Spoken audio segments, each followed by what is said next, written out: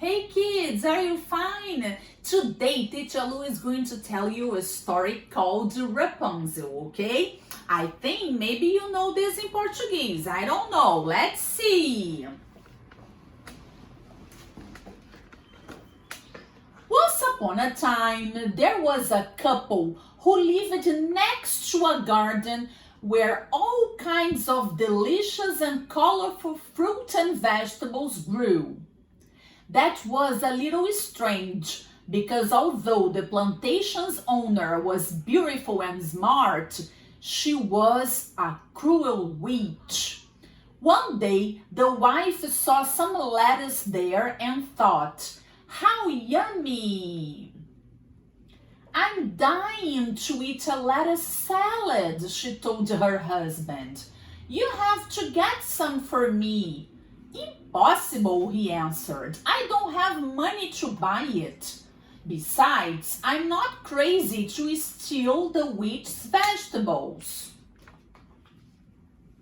But the wife insisted, and he loved her so much that he didn't know how to refuse.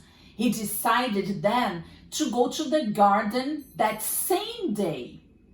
He was cutting some lettuce when a shadow blocked the sun, and a horrible voice asked, "What are you doing with my vegetables?" The young man jumped up. It was the witch. "Oh, I was just picking up some lettuce," he explained. "What are you saying? Are you stealing from me? Don't you know that I can turn you into a pig just for touching my things?"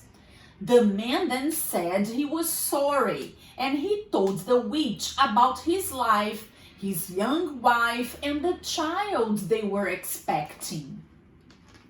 "A baby," the witch interrupted, smiling with tenderness.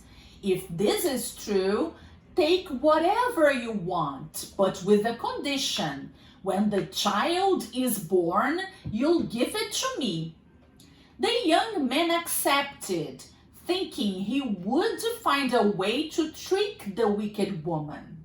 And so, every day he went to the garden to pick up the best fruit and vegetables to give to his wife.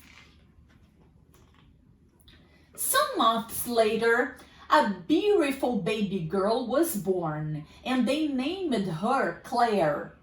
They tried to hide her in 1,000 ways, but one night the witch ended up finding them and demanded they handed over the girl.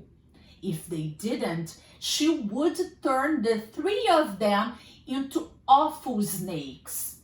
Terrified and unable to find a way out, they obeyed. "Little girl, you'll be very happy with me. Only from now on, your name will be Rapunzel," the witch said before taking her. Time went by and the girl grew up healthy and beautiful without ever having her honey-colored hair cut. And as it was already very long, every morning she braided and pinned it on the top of her head like a crown. When Rapunzel turned 15, the witch started to be afraid that she would meet a boy and fall in love. She knew that if that happened, she would lose the girl forever.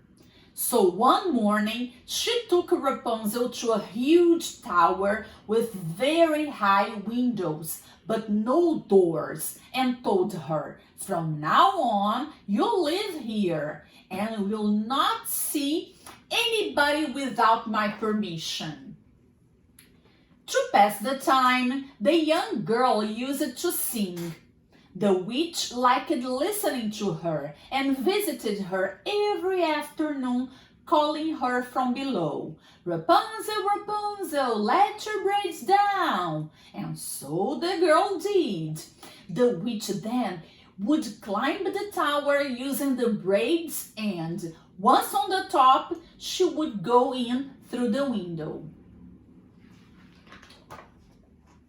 One day, the king's son was riding his horse nearby when he heard Rapunzel singing. He tried to get into the tower to meet the owner of that marvelous voice, but he didn't find any doors. Confused, he gave up that day, but went back to the tower many times, hoping to find a way in.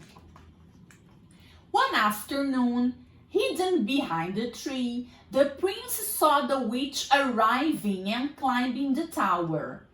The following morning, he decided to imitate her. "Rapunzel, Rapunzel, let your braids down."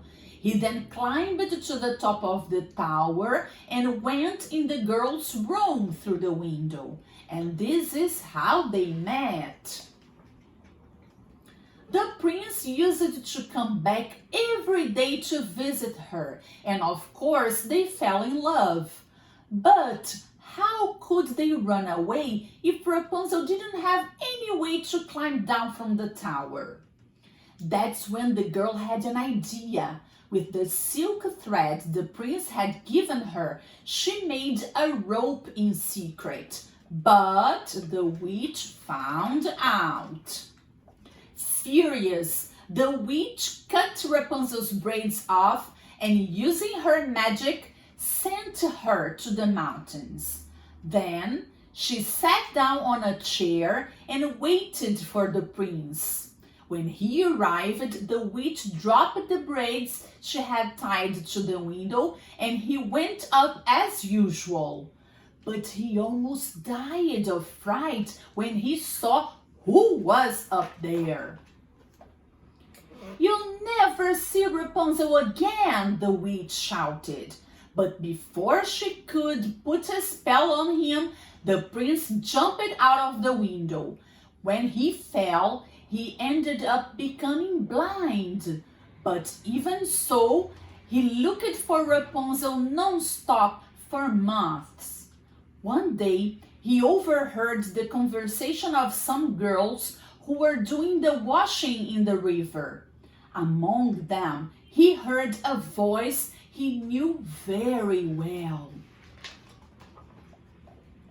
"Rapunzel," he called, and she ran to hug him.